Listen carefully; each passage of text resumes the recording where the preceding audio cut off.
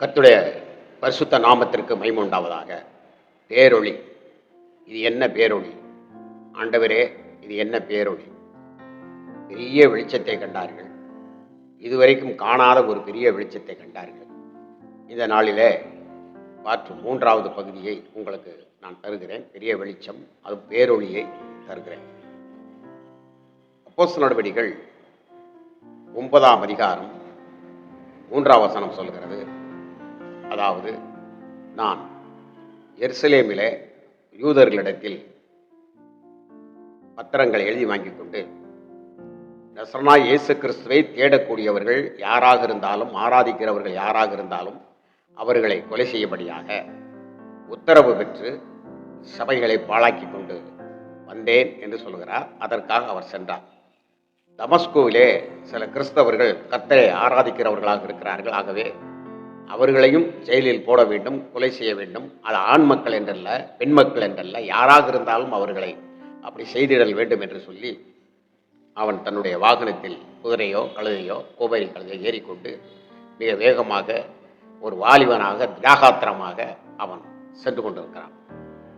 ஸ்தேவான் மரித்த காலத்திற்கு பின்பு, ஸ்தேவான் மரிப்பதற்கு மிக முக்கியமான ஆளாக இருந்தவரும் சவுல் என்கின்ற இந்த வாலிபன் புறப்பட்டு செல்கின்ற பொழுது மதியான நேரத்தில் வேதாகமம் சொல்கிறது, அப்போஸ்தலர் நடவடிக்கைகள் 25:6 மதிய நேரத்தில் ஒரு பேரொளி வானத்திலிருந்து பிரகாசித்தது, என் மேல் விழுந்தது அல்லது என்னை சுற்றி நிறைந்து நின்றது என்று சொல்கிறார்.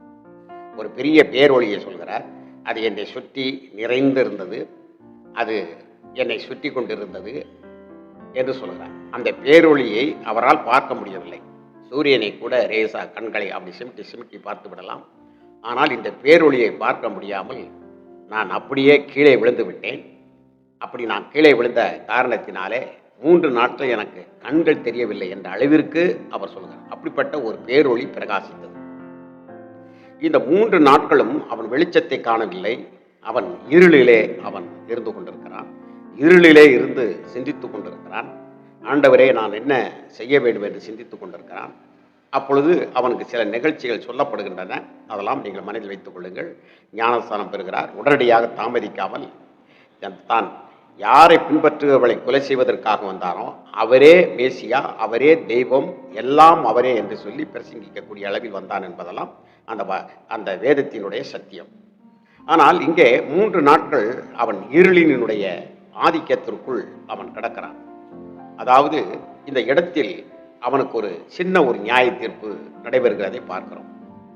அவன் எப்படிப்பட்டவனாக சென்றான்? நியாயப்பிரமாணத்தை கை கொள்ளாதவர்கள், நியாயப்பிரமாணத்தை விட ஒரு பெரிய சக்தி இருக்கிறது என்று பிரசங்கித்த நபர்களை கொலை செய்வதற்காக அவன் தேடி ஓடுகிறான். இயேசு கிறிஸ்து நியாயப்பிரமாணத்தை விட நான் சக்தி வாய்ந்தவன், அதை நான் தான் கொடுத்தேன், அதை நான் நிறைவேற்றுகிறேன் என்று அவர் சொன்ன பொழுது அவரை கொலை செய்ய வகை தேடினார்கள், கொலை செய்தார்கள் என்றும் நாம் பார்க்கலாம். ஆகவே அதை பின்பற்றிய அவர் மரணத்திற்கு பின்பு அவரை சார்ந்து கொண்டு இருந்த அவருடைய சீடர்கள் எல்லாரையும் சின்னாபின்னமாக்கி சபையை சீரழித்தான், கெடுத்தான் என்று பார்க்கலாம், இயேசுவின் நாமத்தில் கூடுகிறவர்களே. ஆனால் இதில் ஒரு அர்த்தம் இருக்கிறது.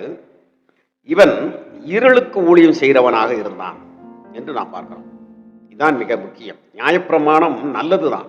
ஆனால் நியாயப்பிரமாணம் ஒரு பாவம் எவ்வளவு என்று நிறுத்து பார்க்கக்கூடிய ஒரு தராசாக இருக்கிறது. நியாயப்பிரமாணம் மனிதன் செய்கின்ற பாவம் இவ்வளவு என்பதை அது நிறுத்து பார்க்கக்கூடியதாக இருக்கிறது.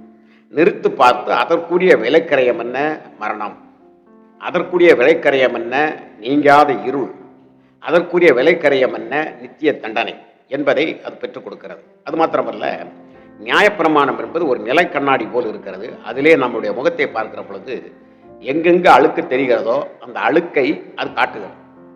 ஆகவே அந்த நியாயப்பிரமாணம் என்கின்ற கண்ணாடியை துடைக்க துடைக்க துடைக்க அந்த அழுக்குத்தான் தம் முகத்தில் தெரிந்து கொண்டிருக்குமே தவிர அந்த அழுக்கு நீங்கி விடுவதில்லை. மாறாக அந்த அழுக்கை துடைக்கக்கூடியவர், அந்த அழுக்கையும் அதனுடைய கண்ணீரையும் துடைக்கக்கூடிய ஒருவரை காட்டுகிறது இந்த நியாயப்பிரமாணம். ஆனால் அன்றைக்கு இருந்த அந்த ஆசாரிகள், அந்த பெரிய பெரிய நபர்கள் எல்லாம் அந்த நியாயப்பிரமாணத்தை அப்படிப்பட்ட ஒரு தன்மையில் அவர்கள் வழிநடத்தவில்லை. அதனால்தான் அதை ஒரு நியாயப்பிரமாணம் ஒரு தண்டனைக்குரியது, ஒரு இருளுக்குரியது, ஒரு சாபத்துக்குரியதற்கு நான் ஊழியம் செய்தேன் என்று சொல்கிறேன். நியாயப்பிரமாணத்திற்கு முன்னாலே கொண்டு நிப்பாட்டினால் ஒரு மனிதன் செய்த தண்டனைக்கு ஏற்ற அது தண்டனையை வழங்கிவிடும். அதனுடைய பவருக்கேற்றதை அது வழங்கிவிடுவே தவிர அது மன்னித்து விட்டு விடாது. ஆகவே இதற்காக நான் ஊழியம் செய்து கொண்டிருந்தேன். இதிலே வைராக்கியம் பாராட்டி கொண்டிருந்தேன். இன்றைக்கு பாருங்கள், மற்றவர்கள் செய்கின்ற தவறுகளை திருத்துகிறோம் என்ற போர்வையிலே வைராக்கியத்தின் மேல் வைராக்கியத்தில் அவர்கள் உள்வாங்கிக் கொண்டு அநேக நபர்களை சபையிலே சீரழித்து சபைக்கு வரவிடாத அளவிற்கு ஆக்கக்கூடியவர்கள் இன்றைக்கு எக்கச்சக்கம் இருக்கிறார்கள். ஆனால் கிறிஸ்துவின் பிரமாணம் என்ன? அதுதான் பேரொளி. பாருங்கள், அவன் மரணத்திற்குள் ஜனங்களை வழிநடத்துவதற்காக அந்த நியாயப்பிரமாணத்தான் வருகிற தண்டனையை வைத்து கொலை செய்வதற்கு, குற்றவாளியாக்குவதற்கு, அவர்களை சிறைச்சாலையில் போடுவதற்கு சென்ற அந்த இருளின் ஆதிக்கத்திற்குள் கொண்டு வருவதற்காக ஊழியம் செய்த இந்த சவுல் என்கின்ற வாலிபனை தேவன் பேரொளிக்குள் அழைக்கிறான். நீ பேரொளிக்குள் ஊழியம் செய் என்று சொல்கிறான். அப்பொழுது இங்கே அவனுடைய வாழ்க்கையில் ஒரு எடுத்துக்காட்டு நடக்கிறது. என்ன காட்டு நடக்கிறது? நீ எதற்கு ஊழியம் செய்கிறாய்? பயங்கரமான அந்த நியாயப்பிரமாணத்தில் வருகின்ற தண்டனையை வைத்து நியாயம் தீர்த்து மக்களை இருளின் ஆதிக்கத்திற்குள் கொண்டு செல்கிறாய், வேதனைக்குள் கொண்டு செல்கிறாய், அதற்கு ஒரு முடிவில்லாத ஒரு தீர்ப்புக்குள் கொண்டு செல்கிறாய் என்பதை காட்டும் வண்ணமாக வெளிப்படையாக அவன் கண்கள் 3 நாள் இருளாக மாறியது. ஆகவே கண்கள் இருளாக மாறுகின்ற பொழுது நீங்கள் யோசிங்கள், அவன் எவ்வளவு காரியத்தை சிந்தித்திருப்பான். ஆகவே அந்த சிந்தனா சக்தியானது அவனை, இந்த மேலே சிந்திக்கக்கூடிய இந்த சிந்தனா சக்தியானது அவனை ஆண்டவருக்குள் வழி நடத்துகின்ற அந்த தன்மையினுடைய காலமாக அந்த 3 காலங்கள், அந்த 3 நாட்களும் அமைந்தது. அதற்கு பின்பு அவன் தலையில கை வைத்து ஜெபிக்கின்ற பொழுது அந்த கண்ணில் இருக்கக்கூடிய சீல்கள் எல்லாம் வெளியேறுகிறது. அவன் கண் திறக்கப்படுகிறான், ஞானஸ்தானம் பெறுகிறான். சடிதியாக கர்த்தருடைய ஊழியத்தை, பேரொளியை சொல்கிறான்.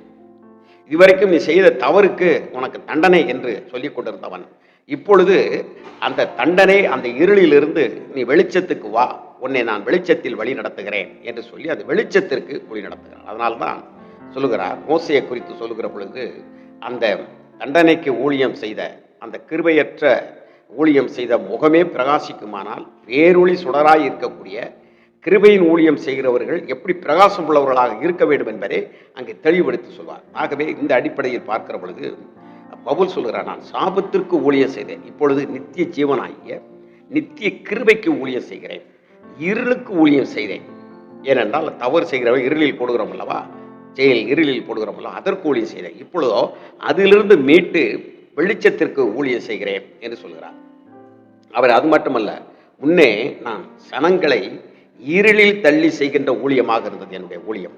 அது ஒரு வைராக்கியமான ஊழியமாக இருந்தது, பெரிய அறிவு சார்ந்த ஊழியமாக இருந்தது. யாரும் என்ன என்று கேட்க முடியாத அளவிற்கு ஒரு கொடுங்கோல் ஊழியமாக அது காட்சியளித்தது. ஆனால் அதில் கிருபை இல்லாமல் இருந்தது. ஆனால் அப்படிப்பட்ட பவுலை தேவன் சந்தித்த பொழுது ஒரு அற்புதமான ஒளி அவருக்குள் பிரகாசித்தது. பிரியமானவர்களே, இன்றைக்கு நீங்கள் ஒன்று தெரிந்து கொள்ளுங்கள், நீங்கள் செய்கின்ற ஊழியம் ஒளிக்காக ஊழியம் செய்கிறீர்களா? மக்களை ஒளியின் இடத்தில் கொண்டு வருகிறீர்களா? அதான் இயேசு கிறிஸ்து கடற்கரையில் நடந்து செல்கின்ற பொழுது பேரொளி பிரகாசித்தது, பெரிய வெளிச்சத்தை கண்டார்கள்.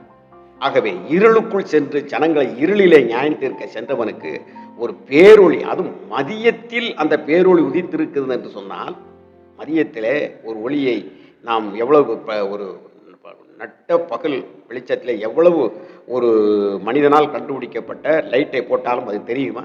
தெரியாது அந்த வெளிச்சம். ஆனால் தேவனே அந்த வெளிச்சத்தை பிரகாசிக்க செய்தார். அந்த வெளிச்சம் கிருபையின் வார்த்தையில் இருக்கிறது. அதற்கு பின்பு அவர் கிருபைக்கு ஊழியம் செய்ய ஆரம்பித்தார்.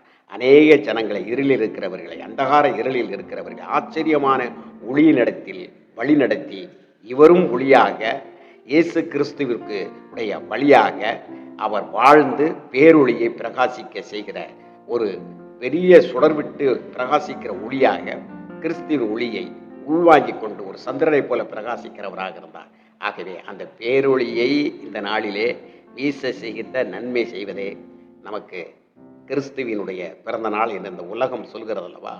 அதை வெளிப்படுத்துவதற்காக அதை மனதில் தோன்ற பண்ணுங்கள், செயல்முறையில் காட்டுங்கள்.